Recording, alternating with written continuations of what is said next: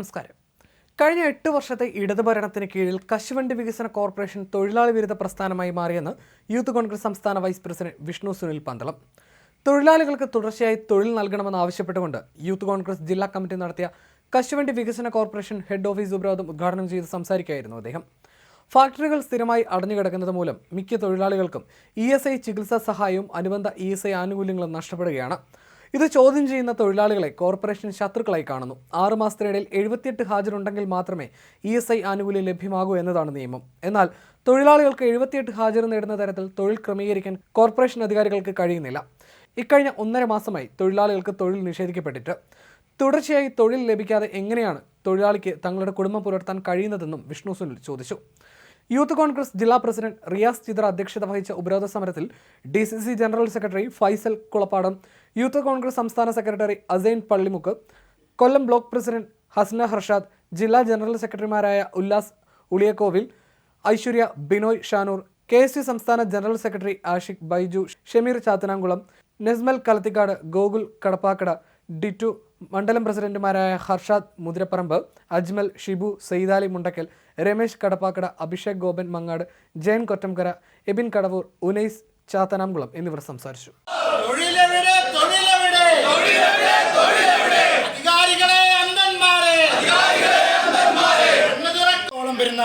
അമ്മമാർക്കും സഹോദരിമാർക്കും ഒരു അത്താണിയാവും എന്നുള്ള നിലയിലാണ് ഈ പ്രസ്ഥാനം നിലകൊള്ളുന്നത്. 1969 ഈ പ്രസ്ഥാനം രൂപീകരിച്ചതിന് ശേഷം 1971 സംസ്ഥാന സർക്കാർ ഏറ്റെടുത്തതിന് ശേഷം നാളിതുവരെയായിട്ട് ഒരു പ്രശ്നങ്ങളും, പലപ്പോഴും പല കാലഘട്ടങ്ങളിലും പല പ്രതിസന്ധികൾ വരുമ്പോഴും അതാത് സംസ്ഥാന സർക്കാരുകൾ ആ കോർപ്പറേഷനെ നിലനിർത്തുവാൻ വേണ്ടി, കാരണം 10,000 മുതൽ 12,000 വരുന്ന അമ്മമാരും സഹോദരിമാരും അവർക്ക് ജോലി നൽകുന്ന ഒരു പ്രസ്ഥാനമെന്ന് കണക്കിലെടുത്തുകൊണ്ട് സർക്കാരുകൾ ഇതിന് നേതൃത്വം നൽകുന്നുണ്ടായിരുന്നു, അല്ലെങ്കിൽ ഇത് മുന്നോട്ട് പോകുവാൻ അവസരം നൽകുന്നുണ്ടായിരുന്നു.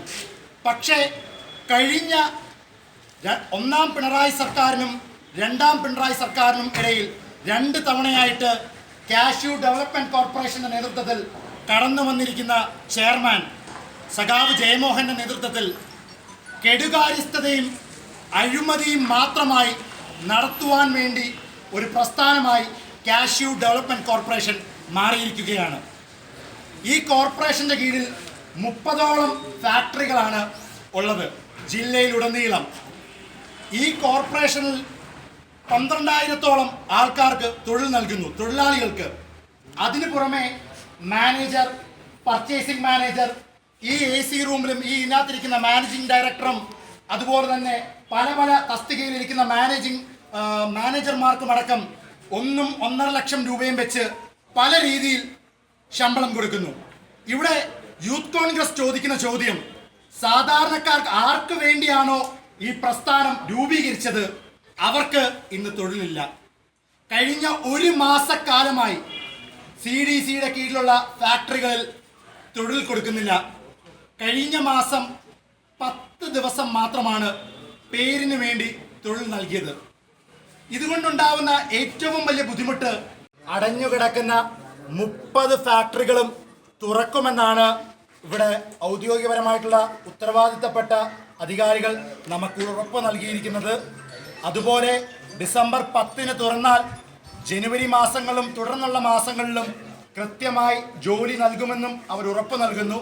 പക്ഷേ ഇത് സാധാരണ പിണറായി സർക്കാർ ചെയ്യുന്ന പോലെ, പിണറായി സർക്കാരിൻ്റെ വാക്കും പൊത്ത ചാക്കും ഒരുപോലെയാണെന്നാണ് കഴിഞ്ഞ കാലങ്ങളിൽ നമ്മൾ കണ്ടുകൊണ്ടിരിക്കുന്നത്. അങ്ങനെയാണ് സമീപനമെങ്കിൽ ശക്തമായ പ്രക്ഷോഭവുമായി ഡിസംബർ 10-നുള്ളിൽ ഫാക്ടറികൾ തുറക്കുന്നില്ലെങ്കിൽ തുറക്കുന്നതുവരെ യൂത്ത് കോൺഗ്രസിൻ്റെ ശക്തമായ പ്രക്ഷോഭങ്ങൾ കാഷ്യൂ ഡെവലപ്മെൻറ്റ് കോർപ്പറേഷനും അതുപോലെ തന്നെ CDCയുടെ ചെയർമാൻ ശ്രീ ജയമോഹനും കാണാൻ പോകുന്നേ ഉള്ളൂ.